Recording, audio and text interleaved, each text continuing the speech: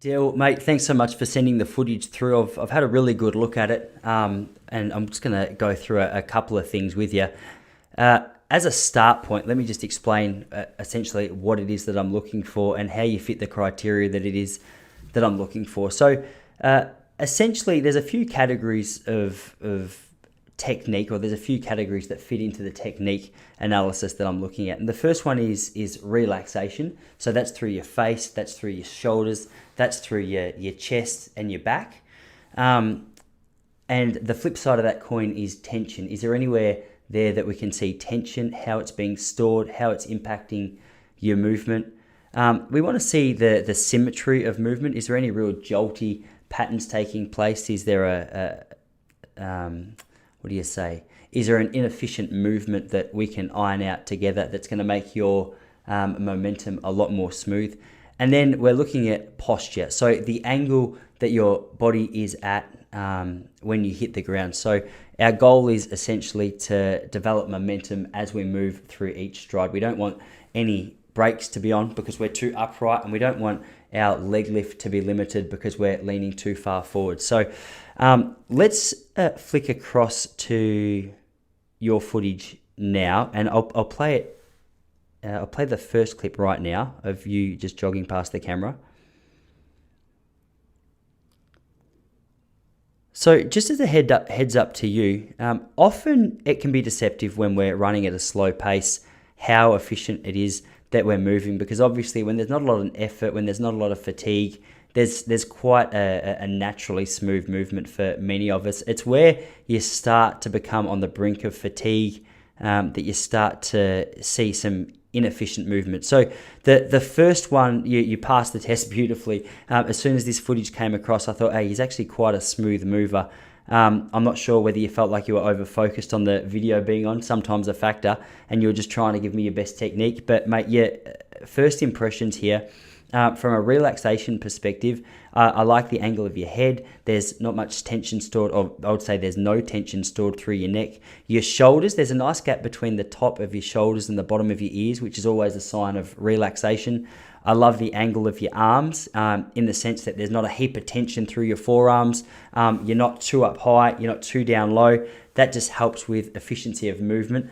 I like the angle of your body from the top of your head down to your knee. And I like where your foot lands in contrast to the center of your mass in your upper body. I did get a quick glimpse here, and you can see a touch of it. And if I was being picky, this is the one thing that I'm going to work on you, which I think is more noticeable in the next clip as well. It's not a hyperextension through the back, but you're quite puffed out through your chest. Now, that just could be deceptive in the camera because you've been in the gym and bench presses you're just killing it. But I think it's a way that you sort of store or balance, I should say you store tension, but also you balance your movement. So the problem with having a chest too puffed out, as you can see with you here, is if you just relax your spine right now and take a nice deep breath with a neutral spine and release, and then you puff your chest out, you can feel that tension come through straight away. Now try and take a deep breath like this. You can feel it's a lot more difficult. It's a lot more rigid. It's more difficult to get a good breath of oxygen in. Now, if we're talking about a whole game of footy, and this is something that's happening each time you run, that's going to be something that causes a lot of fatigue over 4 quarters of footy. So let's have a bit of a look at the faster footage. Here we are. Now, just before I play that all the way through, what I want to say is what I was stoked with here was I felt like the tension levels or the relaxation through your shoulders didn't change. You're a smooth mover, mate. You look really good when you run. I like your arm swing. As I said, it's not too high, not too low. Helps with that efficiency of movement. As you play it through, I'm really happy with where your center of mass is over the front of your foot. There's a really nice momentum, which you can see as I back up here. You can see as your right foot hits the ground, your body's just ready to take that next stride. I'm not sure how fast you are. I'm not sure what your speed endurance is like, but I would say just looking at pure talent from a technical sense of a technical point of view, you're in a lot better position than, mate, I'd say 90% of players that I work with. and I've seen a heap of runners, and I honestly, I was really impressed. I think you look smooth. Just to be super picky here, I can still see that puffed out chest. Now, what I would like to do, and I'm not even going to bother looking at the 2 videos from front on. I've had a look at them, and I don't think there's a heap that I need to break down for you there. I think everything we need is from this side angle. What I would love, if you want to do it, is if you could get someone either at a game of footy or in one of your more difficult sessions to film you, maybe a coach or someone, as you start to feel fatigued. What I would really be interested in is just how much of an issue this, and I say issue lightly, mate, but just how much of we'll just say a problem this hyperextension or puffed out chest is when you're tired. I think it's got the capacity to see a little bit of a body rock going on here, but from the footage that you've showed me, it's 90% ticks. So how do you fix this? How do you actually address a little bit of tension through your back? Now, I remember I was 14 years old when I learned to touch type, and my teacher came to me because I was that index finger typer. She came to me and said, "Tice, the way you're typing is inefficient. Try and type like this." She told me where to put my fingers and everything. And for the first 6 weeks, it was the most unnatural process that I'd ever taken part in.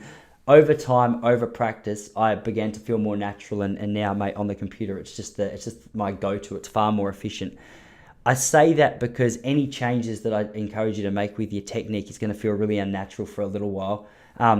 But I can promise you that over time, with consistent effort and accountability, which is what I'm here for, and feel free to send these to me anytime, you're going to be able to work through that. And I think this is going to make a slight improvement in your running, which is going to turn out to be a significant improvement with your ability to run out a game of footy really strong. So one little activity that you can do to counter, an overextended back is just, if you stand in a position that you feel it's quite neutral, it's quite relaxed, it's not hyperextended, and with that particular posture, you come up onto your toes, keeping your whole body from the top of your head to your heels in a straight line, you just sort of fall forward.